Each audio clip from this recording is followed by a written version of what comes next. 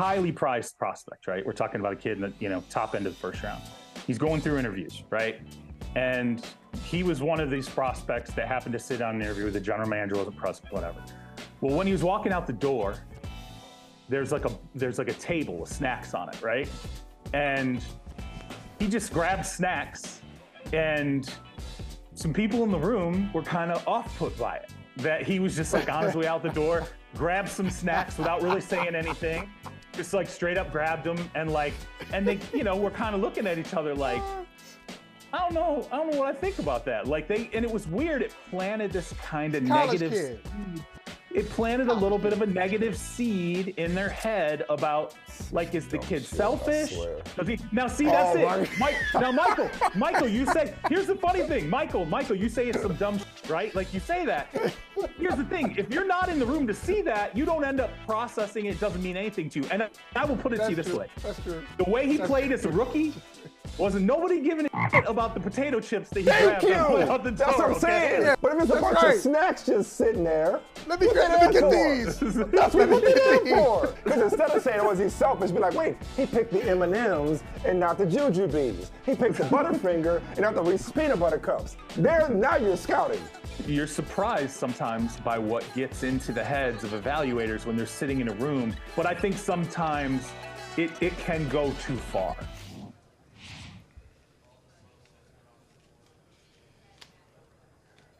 What's up, Mike? Mike, where are you? That's what I want to know. Where are you right now? You are not in your regular spot. What's going on? Tell the people where you are. I'm in Indianapolis at the Scouting Combine. Indianapolis, Indiana, at the NFL Scouting Combine. Back to the future. Back to my roots. Back to the way I used to do things. I'm boots on the ground here in the center of the NFL universe right now. The NFL Scouting Combine. So I was standing right in there. It wasn't my question to Joe Douglas, but I was standing in that scrum when Joe Douglas was talking about the Derek Carr pursuit. And so when Joe Douglas was talking about Derek Carr, did you happen to volunteer to Douglas or anybody else around you that you have been a little disrespectful to Derek Carr? And that if you see Carr, if you see him, it might be a misunderstanding. You know what? He might show hands. I know Derek. I have not been that bad. I have not been bad. You've been terrible. You've been terrible. Okay, two things. Just because I said somebody is not elite, okay, I didn't say he was bad. Okay, I didn't say I ain't been talking about him like I talk about Carson Wentz. I just said he was fine. And listen, maybe he is underrated. He's only had the worst defense and special teams throughout his entire tenure with the Raiders. So maybe I am underrating him, but I wouldn't say I was disrespecting him. That's one. Two, okay, sorry I said that if he goes and wins in New York, he's not a first ballot Hall of Famer, the way that they reportedly said to him. And if that's the case, then go sign him right now. What are you waiting on? Give him whatever he wants to get this process over with. But no, have I been harsh on Derek Carr? Seriously? Yeah, you have. And it's funny how the retelling, I can tell. The retelling always is a little different than in the moment. So in the retelling, it's like, hey, I'm sorry to say you were elite. Yeah. No, he said he's not a good dude. He's not a good quarterback. That's what you said. I didn't say he wasn't good. I did not say that's not a quote. That's a misquote. That is a quote. You've been a journalist far too long to be I did not say he wasn't good. I said there's a middle ground between great and bad, and he's in the middle. I didn't say he wasn't good. No, I think we had a whole exercise. I said he's fine. I said he's fine. He's fine. Okay, maybe fine isn't good. Okay, fine. Okay, fine. Okay, whatever. What's your point? Is this about me or is this about him? No, let's not make this about me. It's both. Let's not make this about me. I'm gonna make it about you. It's a contrast. I'm on the road. Get something for NBC's money. NBC's money. I'm on the road. Ask me something about them. It's about the players. I want something for the money. I want to see a little confrontation. I want to get my popcorn. You know it's my favorite snack. I want to get my popcorn. I want to see you and Derek Carr. Because when I see him, dog, what's happening? What's good? What's up with you, dog? Hey, good to see you, bro. Hey, do this I ain't seen you since Tahoe, bro. I ain't seen you since, bro. You're the official quarterback and brother from another. You know we put on for you, right? You know we put on for you, right? You know we show you love. You know we show you love. Raiders did you dirty. You gotta give him. Raiders You gotta did you give him the dirty. big embrace. Give him the big embrace and be like, Show me hey, some man, love, what's Uncle. Show me some love. Show me some love. I haven't seen you. It was Tahoe, right? Yeah, it was Tahoe back at 21. Yeah, man. What's up? Hey, man, I'm just looking. Hey, you do your thing, man. You do your thing. It's gonna work out for you. It's gonna work out for you. Come announce your destination on the show. Let's connect. Come holler Let's at us. connect. Yeah. Let me get your. I got your number. Am I up to on your number? But I will say this about Derek Shoot my Carr. math You right might quick. have his number. You probably do. Look, I think we're going to see from Derek Carr, and that now I know you're not going to agree with this, but I think it's similar. If Derek Carr goes to the right situation, and maybe New York is exactly that, I think we'll see from Derek Carr what we saw from your guy. It's funny how things change. Matt Stafford, when he went from Detroit, losing situation and became identified with the losing situation. He goes to the Rams, and oh wow, look at this! Look what a really good quarterback can do for you. No, I know you're he was hurt last year. We're not talking about Matthew Stafford, but Stafford was not getting a lot of, not from the outside world. I guess people who knew, the insiders, were always high on Matthew Stafford, but from the fan base outside of Detroit, numbers guy, he's all right. The tables have turned. The tables have turned. And never won a playoff game, right? Number one overall pick. And never won a playoff game? Had never won a playoff game. Never, right. Yeah. No, never won a playoff game, just like Derek Carr. Right. No, the shoes on the other foot and the tables have turned. You're right about that, because I was a staunch defender of Matthew Stafford. So I guess Carr is your Stafford. And I think I should know better. And I do know better. All jokes aside, in all seriousness, I have meant no disrespect toward Derek Carr. I just called it like I see it. And what I don't see is an upper echelon quarterback. That doesn't mean he can't win. That doesn't mean he's not worth the trouble. That doesn't mean that his career has been held back by his circumstances and his surroundings, like most quarterbacks are. Look, I mean, I've always hated the phrase system quarterbacks, because they're all products of their system. Some make this system, but there's still nothing apart from the system. Like Joe Montana and Steve Young were system quarterbacks. They were in a system in San Francisco that surrounded them with talent. Not just system as like, oh, they're only limited to these throws or this type of playbook or what have you. Yeah. Brady was a system quarterback. That is not a slur. That is not a slight. As I mentioned earlier, in Oakland and Las Vegas, Derek Carr has never had a great defense. He's never had great special teams. Sound familiar? He's had a running game here and there. And a bunch of head coaches too. A lot of turmoil, coordinators. a lot of turnover, a lot of inconsistency. And so, if he goes to the right situation, he could win in a way that he's never won before. And maybe people like me will look at him differently. Let me ask you this. And I know I just gave you an example of the Rams. It's a great example. Really, like I'd say two of the last three Super Bowl champions have had this profile. They go into the offseason thinking they're a quarterback away. They get their quarterback and they win the championship. So that's what happened with the 21 Tampa Bay Buccaneers, or 20 Tampa Bay Buccaneers. 2021. Happened the next year. Yeah. Happened the next year with the Rams, and then this year, Patrick Mahomes. No quarterback replacement there. He's just the man. Right. But I think those rare situations, and they're still rare, have kind of skewed the conversation, and it's going to lead to a lot of hurt feelings and a lot of people who are going to say, what happened to us? It's not that easy. Most franchises think they're a quarterback away, and they're not. The Broncos thought they were a quarterback away with Russell Wilson, and maybe they were a quarterback away, but just not him. But they thought last year, let's just get our quarterback, we'll win a championship. Or we'll be a contender. I was about to say, at least playoffs. Like if you're the Jets, you just need to get to the playoffs. That's what you need to be thinking is playoffs, less than championship. The Jets, right now. give them credit. Give them credit. The Jets are saying it with their chest. They're putting some bass in it, but they're a little presumptuous. Hey, wait a minute. Weren't they like 7-10? Were they 8-9, 7-10, something like that? but with awful, for the most part, quarterback play. Like, so the Jets aren't the Rams. The Jets aren't the Rams, because as you often pointed out, the Rams had a guy that they'd gone to the Super Bowl with in Jared Goff. Right. So it's not like they hadn't succeeded with the quarterback that they had, but there just was another level for them to go to.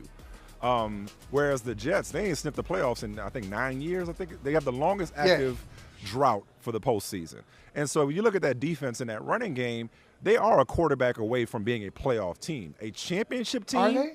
That's elite. Are they? No, I think so. Yes, I think they're competent and capable quarterback play away from making the playoffs. Yeah, I would say so. With the rest of that roster, I would say so. Yeah, I think championship a lot of teams, championship is different. Like especially in the AFC. Now there's a different level when you talk about the Chiefs and the Bills who are replacing the defensive coordinator. Can I go down your street?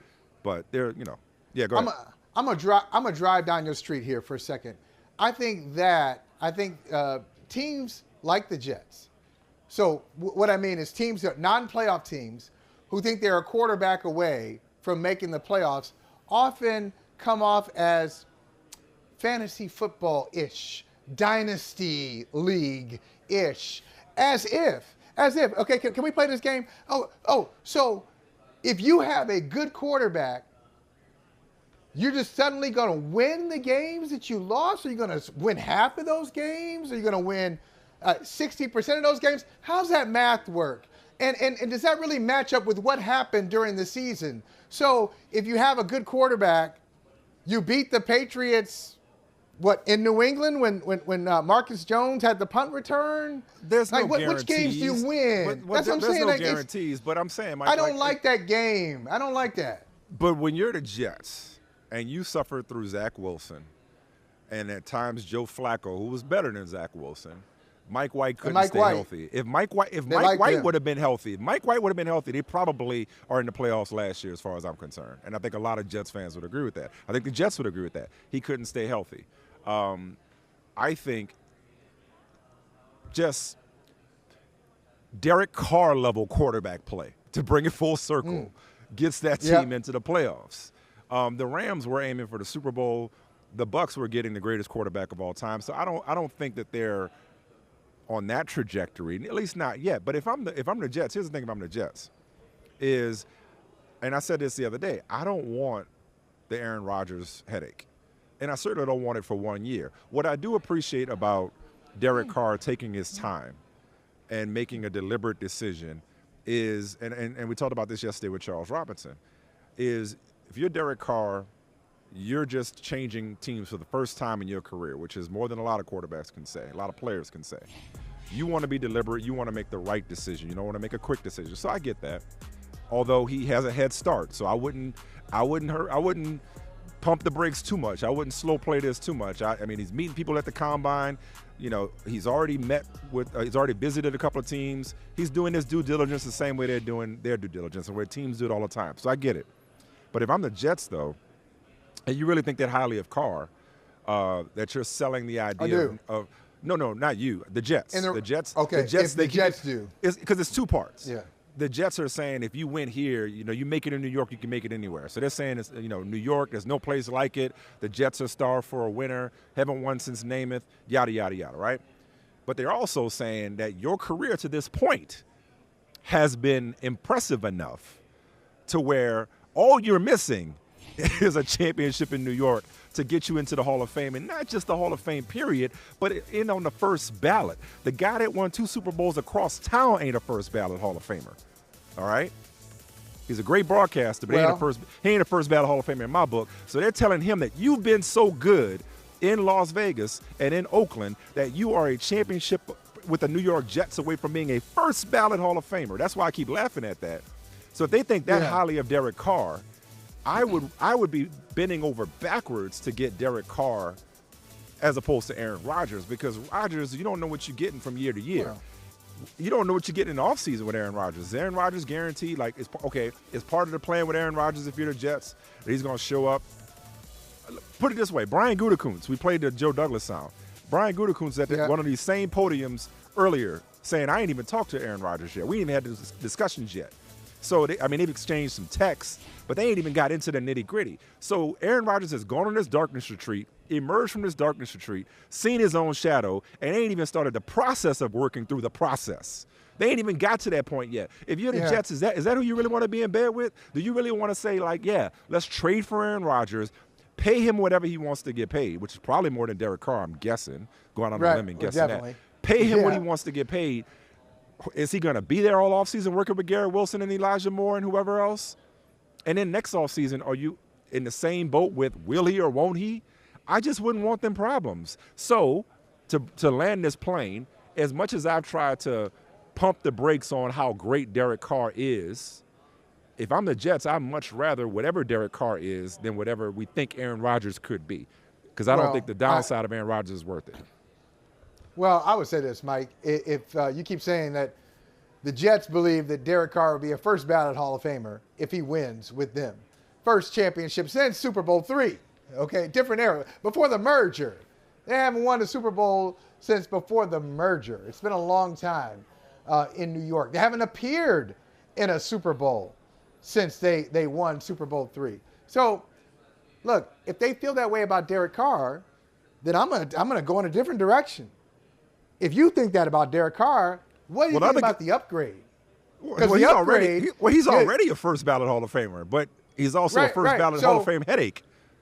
So, and you know how I feel about Rodgers. But a lot of those guys are. A lot of those guys, not all of them, but a lot of them are. Tom Brady was a headache. Tom Brady was high maintenance, but his high maintenance helped Tampa break its own drought. Yeah, but his high maintenance was different before he got there. But his high maintenance was different. Before this year, before his personal life fell apart, and before he was doing things, and I ripped him for this, like going to Robert Kraft's wedding, before the game.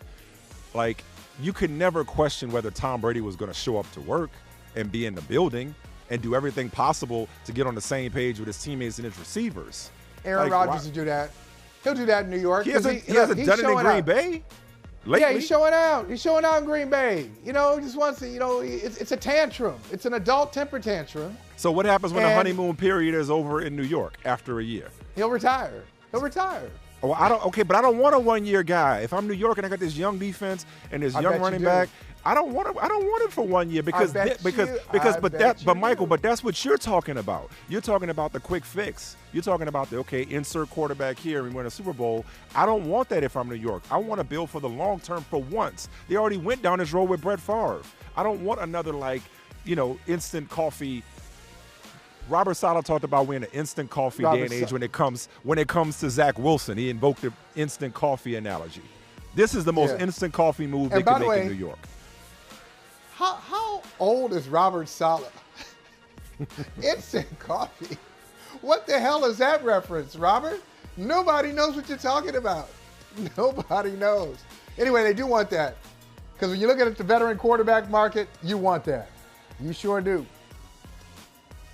You ain't building for the long term with veteran quarterbacks. But stop acting like I've been trashing Derek Carr. People are going to really start to believe that. Like, I have been fair. My job is to be fair, not nice. Interesting. Well, we'll let the receipts tell that story.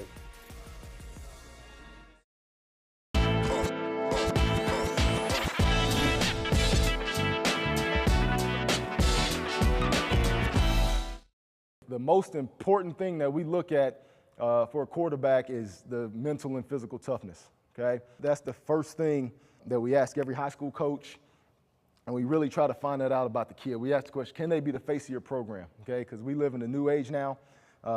They have to be very, very mentally tough because it's a different time. When you play well, people are going to praise you, right? And if you play poorly, everybody on Twitter is going to say you suck. So we have to have somebody that's mentally tough enough to not let that affect them on a day-to-day basis. That's some team's future NFL coach you just heard from right there. At present, Brian Johnson is the new offensive coordinator for the Philadelphia Eagles, the NFC Championship Philadelphia Eagles. He was, of course, Jalen Hurts' quarterback coach for the Philadelphia Eagles. Now he's been promoted as of today to OC. Right. Mike Jones from The Athletic is here. And Mike, I know I speak for Michael Holley when I say this. We spent so much time, and rightfully so, discussing the plight of black coaches, the glass ceiling when it comes to black coaches, such as Eric Bieniemy most recently. But I do want to take the wins we could get them. Oh, no, for sure. And a big part of how to get to that big chair is being in the room where it happens, being in that quarterback room where Brian Johnson, I beg your pardon, already was, and now he's elevated to OC, on his way to being a head coach. And just to kind of like give people an idea, in case you're not familiar with this meteoric rise, he's not an overnight success, but he's on the fast track, if that makes sense. So he was a quarterback at Utah from 04 to 08. They hired him as the quarterback's coach within a year of his playing career. At 24, he was one of the youngest offensive coordinators in the country, in FBS. This is back in 2012. Went on to be a quarterback's coach at Mississippi State for Dak Prescott, Houston, Florida, where you just heard from him, and then quarterback's coach, of course, with the Eagles, now OC with the Eagles. And he's that dude, man. Like, and I mean, I love Mike, I love to see him be elevated and recognized for the work that he's done in making Jalen Hurts the player that he is. Yeah. And he just seems to have head coach written all over him. But again, this is an example of what has to happen. We're talking about getting more black coaches. Right. Not that black coaches haven't done enough. We've talked about this. Exactly. A lot of them have done plenty enough to have gotten jobs. But we know that the pathway, the pipeline to head coach in the modern NFL is through the quarterback room. No, it absolutely is, and that's why people like Troy Vincent, people in the league office have been trying to find ways to, there's been this whole thing, the pipeline's not very strong. Well, the pipeline's pretty strong, but you need to give these guys opportunities. And now we see the intentional approach of Nick Sirianni to set up his offense, his staff with, he had his offensive coordinator, but he also had Brian Johnson that he was grooming to be that future offensive coordinator. A guy, entrusting him with the quarterback position, because we haven't seen that. There's not a lot of black quarterback coaches out there. But you saw what his success was there at that position working with Jalen Hurts, and now we're seeing the opportunity that he's gotten to be elevated to an offensive coordinator. And yes, anybody you talk to, because I had talked to Alex Smith about him. He was his backup there at Utah. Yeah. People say this guy is a leader. He's got a great mind. He's got every single intangible, every quality that you want in a head coach. Now he's getting the opportunity to show what he can do. Michael, I'm getting D'Amico Ryan's vibes, just in terms of just his aura, his presence. Just he's got head coach written all over him. Yeah, I was going to ask Mike that, and both Mikes, both of you there, just from your interactions with him. Mike Jones, you first. What stands out, or just from people who have talked about him, like what's one thing that's been said that gets your attention and makes you say, "Oh, okay, this is going to be this is different. I want to see what this is like." I think it is, one, he's a really good, really effective communicator. Mm-hmm. And that's something as a head coach you have to be able to have, is be able to explain information and inspire your player to be able to catch that vision and then know, okay, this is why we're doing this and this is how we execute. He does that. When he explains, why Jalen Hurts does well at this or what the offense has to do, he does a really good job at that. And then he just has an energy about him where you can connect with him. You feel inspired. He's got a magnetic type of pull, and a lot of players, they feed off of him. Jalen Hurts has been very high in his praise of him. Yeah. And so you need to be able to stand up in front of, a room full of, 53 men and tell them where you're going and how to get there. And Brian Johnson is able to get into the minds of these guys and lay it out. Anybody you talk to will say that, and when you talk to them, you see it. Well, also, too, and this isn't absolute. This is not absolute because we just mentioned Eric Bieniemy. But there's a lot of guys with those qualifications. But we all know it's right place, right time, right organization, right reputation. Right. And right now, if you're a member of the Eagles organization, you got a lot of wind behind you, wind in your sails, if you will. And so being attached to Jalen Hurts, being credited with Jalen Hurts' success, rightfully so, and his evolution as a quarterback, that's only going to help him when it comes to him being a hot candidate, him being viewed, as I've often talked about for years, being viewed as that strategic and schematic genius that a lot of black coaches don't get tagged with. And so Brian Johnson being connected with Nick Sirianni, being connected with the Eagles organization, having the Howie Roseman endorsement, having the Jalen Hurts endorsement, those types of things are only going to serve him when it comes to an NFL owner and committee saying, you know what, who's a hot candidate? Because, I mean, right now behind us, I don't know if you can see him or hear him, Mike McDaniel's talking. Yeah. Right now, everybody wants a piece of San Francisco. If you're in San Francisco, they're doing something right. Exactly. San Francisco cleaning up the compensatory pick game. Right. with all the GMs and they coaches really are. that they're putting, minority coaches and GMs that they're putting throughout the league. Right. Philadelphia, right now, you know, in Kansas City, we would think is the same way. Hey, I want a piece of that organization. So Mike Johnson has all that, but he's also in a perfect place to experience that type of career trajectory. You hope so. You because hope Eric so. Bieniemy was That's right what I'm in the saying. position. It's not absolute. You know, how Yeah. many offense, Right. you know, conference championships that they Right. were in there, you know, the last 5 years. But you hope that as Brian Johnson gets the opportunity, Nick Sirianni being intentional and giving him opportunities to show what he can do, the more success Jalen Hurts has, yes, eventually people aren't going to worry about that, and then they're going to get that opportunity. So on the flip side, though, fellas, on the flip side, we want to get your read bring it up. on this Leslie Frazier situation. Another guy who should get what would be a second opportunity for him. He goes from being somebody that everybody's saying, oh, he should get another chance, he should get another chance, to taking the year off but not retiring. It just feels weird. It doesn't feel right. Yeah. Something's a little, you know, I had gathered I've heard from people there were some disagreements there between him and McDermott. You know, what went all into that decision for him to take some time off, I don't know. But this man should have interviewed for a head coaching job this past year. He did not interview for any. He didn't get any requests. And the work that he has done as a defensive coordinator, you know, in this league is a long list of success. So it's sad to me. It's concerning. You know, hopefully he gets another opportunity to bounce back. You know, fortunately, you know, he says, you know, he's not done. You hope he gets to interview for head coaching jobs, but the fact that they had the success that they did and he didn't, you know, you just don't know. I don't want to speculate too much. Is it one of those, because we and more coaches have talked about this, where it's like they just get frustrated by the process. Right. You know, they get traumatized and scarred irreparably by being passed over, being ignored, being disrespected, hitting their head against that glass ceiling.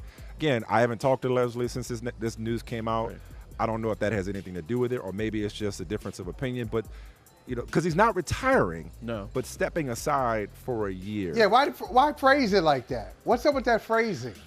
I mean, ask the Bills. Or maybe it's just, hey, I'm available. We haven't heard from him. Maybe, you know, just like Eric Bieniemy felt like he had to get out from Andy Reid's shadow. You know, Sean McDermott is a defensive head coach. And so there was some talk that, okay, Leslie Frazier is running Sean McDermott's system and not exactly his own, even though anybody you talk to is full of praise for Leslie Frazier, every player. They call him voice of God in exactly. Buffalo. But, you know, I do know he was frustrated, and he was at a point before saying, you know what, they look at me, they think I'm old, you know, some people. And there was part of him, while he still wanted the opportunity to be a head coach, there was some kind of like, not a resignation, but, you know, he was focusing on being a defensive coordinator. If it happened, it happened. You just hope, because he does deserve, and talking to Tony Dungy about him, you know, he has been very adamant that he deserves a second chance as a head coach. And so it's frustrating to me to see him step down instead of him right now being ready to retool some team and get them going in the right direction as the head coach. Yeah. You know what's interesting? We had this conversation, all of us had some version of this conversation, whether we were together or not. Before Eric Bieniemy left Kansas City, my thought was, it's a shame that a guy has to leave Kansas City, where he's won 2 Super Bowl titles as the offensive coordinator, replaced by a guy who was the offensive coordinator there and got a head coaching job, got fired. Now he's back with Bieniemy's old job, and maybe he's in line to get a head coaching job. Matt Nagy is before Bieniemy that would does. be, that would be I wouldn't be surprised. That would be predictable. Okay, so listen. It's bad enough that Bieniemy had to leave Kansas City for anywhere. But he left for Washington. And Daniel Snyder, and here it is, he just left for the new joint. And already, Daniel Snyder, this is talking about predictable. This is going to happen, Mike Jones. Used to cover this sad sack franchise and this despicable owner. And here we go again. It's so unfair that one, Daniel Snyder still has his team, and two, that Eric Bieniemy has to work for him. Can you explain this situation to us? It's very frustrating, and we talked about this some, We did. you know, We that did. it's like he had to take basically the worst offensive coordinator job to prove himself. He couldn't have gotten the job in Baltimore with Lamar or Arizona with Kyler Murray. He had to go to this place where you've got this terrible owner. You don't know anything really about the quarterback. He started one game and they're penciling Sam Howell in as the starter, and you know he's got to turn that around. It's crazy to me that this is where it is, and that he doesn't have the opportunity to go somewhere else. But I worry for him because this was years ago when Jay Gruden was going there to be a head coach. I know someone had told him that franchise is a car wash in reverse. You go in clean and come out dirty. We have not seen anybody go there and come out better off. And so I'm hoping that that doesn't happen for Eric Bieniemy. But history isn't kind to people who go coach there. But Mike, I see it differently, and we had a very subtle, but not a disagreement, but a subtle difference of opinion on it. Number one, see, Michael, I don't conflate the Snyder with Bieniemy being passed over, and I'll explain why. Like Doc Rivers once coached for Donald Sterling. All right, like Doc Rivers, it's like, so there are other, maybe not to the Daniel Snyder level, but there are other owners whose character is at minimum questionable throughout the NFL. Okay, so the Snyder part is its own thing for anybody that takes it, you know, because if put it this way, as assistant head coach, let's say Daniel Snyder plays this thing out and is just taking us all for a ride when it comes to selling it. Let's say Daniel Snyder and Jason Wright decide to move on from Ron Rivera, and they elevate the assistant head coach. Is he supposed to say, "Nah, I don't want to be the head coach for Daniel Snyder either"? Like it's a job in the NFL. Right. Having said that, did he have to go? We all agree that he's far past qualified to be a head coach, right? It's a disgrace and a disservice that he's not a head coach. There is nothing else that he has to do to prove himself qualified, given what other coordinators under Andy Reid have gotten, having just touched the hem of Andy Reid's garment. But for Eric Bieniemy, though, I see, this is where the slight disagreement comes in. I see upside here. I see the opportunity for him to, as Andy Reid talked about, run his own shop in his own show, call the plays, be the unequivocal brains behind the offensive operation, for better or worse. Now, could it backfire? And could Sam Howell not be that guy? Could he end up getting fired from this job? Yeah, he could. But okay, he's already got 2 Super Bowl rings, and what's that gotten for him? He's got nothing to show for it for that. So I just see, as Eric Bieniemy talked about his press conference, I see, what did he say? Comfort is the enemy of progress. Right. I see just an opportunity for him to grow in different ways, Mike. He's got a great attitude. He's got a great outlook on it. Yeah. But it shouldn't come to this. I've seen this movie so many times. It's Gilligan's Island. Yeah. You know, they just always wind up back where they are. Now maybe the sell will happen, and maybe, you know, the fortunes will change. Yeah.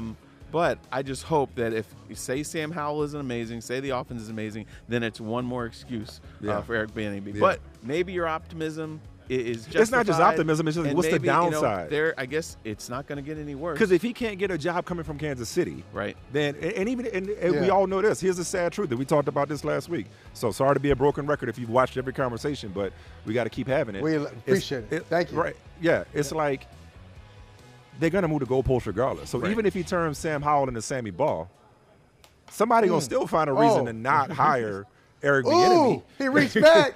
You know, if he reached back for Sammy Ball. If he ain't got it already. Right. So that's why I'm just like, hey, man, go be an assistant head coach somewhere else and show beyond a shadow of a doubt that you are that dude. Hey, Mike Jones. Yes, Jones. Sir. He reached for Sammy Ball. I'll just say real fast, because I know, Mike, you're trying to pivot here. I can tell. But real quick, I'll say this is what all head coaches who are men of integrity, they should tell other up-and-coming coaches. Some shops you can't win at. Right. Okay. I might be Andy Reid, but I had a nice career. I had Brett Favre in Green Bay. I had Donovan McNabb, Michael Vick in Philadelphia. I've done a lot of things. I got a couple of years ago. Patrick Mahomes. Hey man, they were a losing record in the playoffs. You can't win you're not going to win a championship. You can't win they there. could be competitive. Okay. Okay. What's competitive? But what's competitive in Washington get you? Competitive in Washington is not a launch pad to a great job. But I don't. Okay, but Michael, that's all fair. But what did 2 Super Bowl championships get him? I mean, I get what you're saying there, but I'm just saying, if he isn't great, then it's like never again. You know. So what should he have done then? To put a bow on this conversation. I mean, for what me, job should he have taken? Well, I mean, didn't sound like anybody else was interviewing him. But I mean, stay in Kansas City and then wait for next year. But you know, that would have been me. But maybe he, you know, again, there were other situations with better quarterbacks that could have gone to better franchises. But again, we didn't hear. You know, there was some talk. You know, Baltimore, they had some discussions. But for whatever reason, you know, it didn't work out there. So we just have to hope and pray for him that he can turn. He'll turn. He'll be okay. He'll be all right. Hey, look, prayers. Because this is somebody you know DC very well. You know the whole league, but this is the hope and prayers for being in DC with that franchise. So generally speaking, I was shocked to see how many. Just looking at the landscape of and listen to a lot of the coaches and general managers at the podium here at the Combine. How many teams have legitimate quarterback questions, real manufacturer, whatever you want to call it? There are so many teams that's got quarterback issues here. What would you say, whether it's draft-related or veteran quarterback related, because we talked a little bit about the Jets earlier in the show. So far at this Combine, the biggest draft question, or excuse me, the biggest quarterback question that you need answered, whether that's a prospect, whether that's a team, whether that's a veteran on the move, just the biggest quarterback question for you at this Combine? I mean, I think the 2 biggest questions are basically Aaron Rodgers and Derek Carr. Those are the 2 big dominoes, because if Aaron Rodgers stays in Green Bay, then, okay, the rest of the league, the best quarterback available is Derek Carr. Say that Aaron Rodgers, you know, finally has a conversation with, you know, his general manager and they decide he's traded, then, okay, he's the domino, and then the second one is Derek Carr. But we haven't had a lot of questions today about the rookie quarterbacks, you know, that are because that's my answer draft. to my own question is that dude, Anthony Richardson, the dude on your screen right now. It's like Bryce Young, we know can play football. It's a size thing. Right. He doesn't have to throw. Talk about nothing to prove. He ain't got nothing to prove. Right. Will Levis has some potential from a physical standpoint, so it'll be interesting to see what he does. But he'll get drafted high because, you know, quarterbacks like that get pushed up. C.J. Stroud, his record's impeccable at Ohio State. I don't think he'll do anything throughout this process to hurt his draft stock. No. But Anthony Richardson is made in a lab. And given what he can do physically and given what we haven't seen him do, as in he has barely played, that's the guy that he's the most fascinating quarterback, if not player, throughout this entire draft process for me. I want to see him work out. I want to hear, regardless of whatever value you shouldn't assign to these questions, I want to hear what he is, how he performs in interviews. I know it's only 20 minutes. I want to know how he performs on the chalkboard. I want to know everything about this guy, because the boom is a huge boom for whatever team drafts him and develops him properly. Well, I mean, look, we saw Patrick Mahomes wasn't the highest, you know, strongest, brightest heralded quarterback coming out of his draft class. Which is crazy. And, you know, so I'm not saying Anthony Richardson is going to be Patrick Mahomes, but He's it's got not the tools. always the He's number toolsy. one or number 2 guy. Yeah, there's a lot you can do with him. If he can go to a good situation like Mahomes did, sit behind a veteran, have some more time, have a lot of good things around him, maybe he winds up being a star. I like it. I like it, man. I'm just, Mike. Excuse me. I'm just stunned by your statement that of all the players in the draft, Anthony Richardson is the most fascinating to you. That's a big statement. Just because the unknown. But I see. It's the unknown. I mean, he's barely played. The stuff that he's put on film, the highlights that he's put on film as a runner and as a passer, nobody in this draft could touch him. Nobody in the draft could touch his highs. But from a technical standpoint, he needs some refinement. Right. You know, so it's just so much to work with there. Like there's no quarterback like this. I mean, he's Cam Newton and Lamar Jackson rolled into one. Yeah. And so now he just needs that refinement. He needs time. I got 2 reporters there, so I want to just keep me updated here, so I can stay away from franchise mode, and you guys can be my franchise mode. All right. Proxies. Let's make it quick. We got to go to break. Have you heard anything about the Bears? Any more buzz about trading that number 1 pick? I'm fascinated by that. Matt Eberflus Any buzz on that? He said all options are open. He did not, I think they very much would like to trade that pick, and then have stuff that they can put around their young quarterback, Justin Fields. I just know that guy Ryan Poles was like, nobody wanted to talk to me last year. Yeah. So he's enjoying being the belle of the ball right now. Yeah, exactly. Mike Jones, we appreciate you, brother. Thank you so much. Good Thanks to for see having you. me. Yeah, man. Yes, sir. We gonna kick it. We're gonna go out for dinner, have some drinks. We'll have one for you. We'll pour one out for you, Michael. Wish you were here, Thank buddy. you. I appreciate that. Good to see ya. Yeah, buddy. Here you go. Go. Yeah, bud. This one for you. Y'all going to St. Elmo's. That shrimp cocktail. Man, give Giannis his own show, please. But honestly, that is hilarious. I love That's Giannis hilarious. there almost as much as I love Kurt Helin from Pro Basketball Talk. But Hassan Minhaj, one of the smartest dudes on television, one of the funniest dudes in the business. His stand-up is brilliant. Love that dude so much. Good to see him holding down the Daily Show. Who's going to hold it down for the Lakers? It was fun while it lasted. The Lakers may be dangerous. The Lakers may get in the playoffs. And now LeBron's got a foot injury and is about to miss weeks, Kurt Helin. Do the Lakers definitely miss the playoffs for a second straight season? They're going to put the ball in D'Angelo Russell's hands. What could possibly go wrong? It's going to be all good. No, I mean, the on-off numbers, even the last 5 games, where after the trade deadline, after they got this roster together, the numbers when LeBron sits are ugly. Over the season, it's like they get outscored by 7.2 per 100. It's not much better now. The only thing that could save them is teams like New Orleans just falling back so badly that if they can stay 500, they can slip into 10. But are you rushing LeBron James back to get to the 10 seed? Better yet, is LeBron James looking at this going, hey man, if I come back 3 games early, we can get the 10 seed? Like, I'm not sure.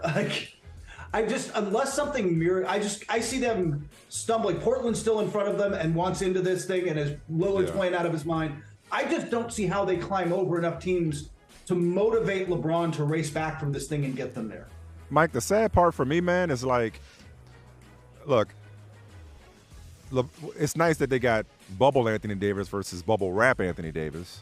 LeBron's legacy is secure. He doesn't need another playoff run or a championship. The Lakers standing as the league's flagship franchise, sorry, Boston, is secure. They don't need another banner. But I think the tragedy of it all, potentially, Michael, is like this is the reality. Like, LeBron's not going to play forever. I know it feels that way. I know he's felt indestructible over the course of his career, but we may have been robbed from seeing LeBron's brilliance down the stretch of this season, and for who knows how long, because I don't know that LeBron is going to be the type of guy that's going to do, or maybe he will, the farewell tour.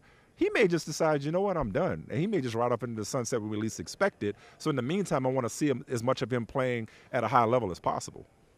Listen, we were not robbed. Michael and Kurt, we were not robbed. We were the robbers. In fact, LeBron James is 38. He's going to be 39 this year. And so, we keep doing this, and I do it. Like, oh, can you believe at 38 years old, LeBron James?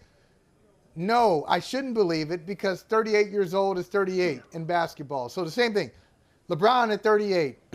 Chris Paul, I'm going to tell you right now, he's going to get hurt. He's going to get hurt again. He's probably in the playoffs. He's 37. He's going to get hurt. He'll be 38 in May. Yeah, that's what Kevin Durant still hasn't played. He's going to be 35 in September. So, what, Kurt and Michael? Why do we do this? Why do we get surprised when guys in their 30s playing basketball who have logged tons of minutes? Well, get hurt? because the guy that we're talking about is not surprised. Just the guy is averaging 28 points a game. He's even 30. The other part is LeBron has felt indestructible forever. I mean, he missed it's mid-70s games. It's like 71, 72 games, something like that, over the first 15 years of his career. Now, the problem is, Father Times wins every race. With this absence, he's going to pass 100 missed games in his time with the Lakers. It's not like he doesn't take care of his body. It's not like he doesn't do everything to get out there or isn't competitive. This isn't load management. This is Right. the guy breaks down. He's 38. He is more likely to have these, foot issues than anything else. And he's missed reality. these. And the problem is, so is AD. I don't know. That's why the Lakers were looking for a third star, is that they thought they needed somebody to carry these guys to the playoffs. Turns out Russell Westbrook's not that guy. And he's lost these games to injury, but he hasn't lost a step. That's what's weird. Typically, when people break down, the game diminishes as well. His game hasn't diminished. Yeah, that's fair. So That's fair. on the opposite end of the spectrum, and the opposite coast, here come the Knicks, 6 straight. That Jalen Brunson contract don't look so ridiculous this season now, does it? Are they for real? Are the Knicks to be taken seriously when it comes to the Eastern Conference playoffs? They're 9-2 in February. My only concern with them, because if they can hold, they should be able to hold on to the 5 seed. The 6 right now is the Nets, who stripped their team and fallen backwards. Miami's inconsistent in 7. Atlanta's 8. They got a new coach. Good luck, Quinn. But they're not turning it around this season. They should be the 5 seed, be able to get probably Cleveland in the first round, and maybe because they're new and young. But my only concern is this, Michaels.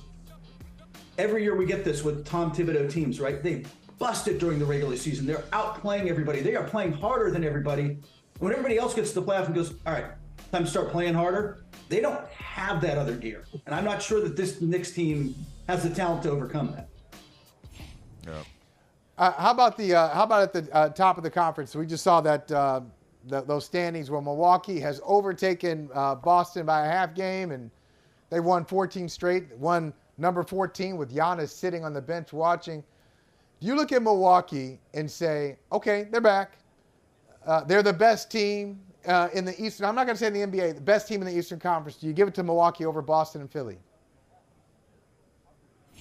I'm still leaning Boston in a 7-game series because I think they're deeper and more versatile, but I think getting Jay Crowder helps, doesn't it, guys?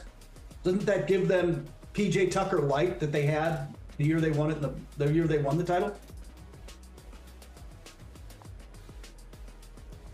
I mean, I kind of think it does. I kind of think he gives them. I just think what Boston has that makes me like them a little better is just that they can scheme a million different ways, and I'm not sure. It's not Mike Budenholzer's thing. The Bucks are the Bucks, and they're going to play this way, and Giannis is going to be a physical force. I think Boston can do it different ways. Yeah. Kurt, we appreciate you, brother, man. Thanks so much for falling through, as always. Hey, Thank you, Kurt. Mike, I got to tell you, man, I got some deep fears, man. I got to tell you about it. You probably don't know this. Like, for example, one of them is knives. I'm freaked out by knives. Like, when I see chefs on TV, like cutting, like dicing stuff, it freaks me out. I'm deathly afraid of knives. I don't know if you knew that. I really am. I did not. And the other thing is, since I've been working out lately with kettlebells, I always think, what if this thing slips? Yeah. What if it like hits something or hits my foot? Did you see Yeah. this dude who fractured his toe? He dropped the kettlebell for the Padres? I believe it. I mean, I believe it. You believe it? No, I'm saying it. Sure, it happens all the time. Sure, it happens all the time. What do you mean it happens all the time? Speaking of knives, I just want to make one pop culture movie reference before we go. You know, the deadliest woman in the world with an edged weapon. You know, Vernita Green from Kill Bill. Yep. Dan Snyder. Yep. He's Oren Ishii. Remember that scene with the Crazy 88? He was like, "You didn't think it would be that easy, did you?" You know what? For a second there, love it. I did. That's Dan Snyder. That's Dan Snyder, right? Like, Look how we did the knives.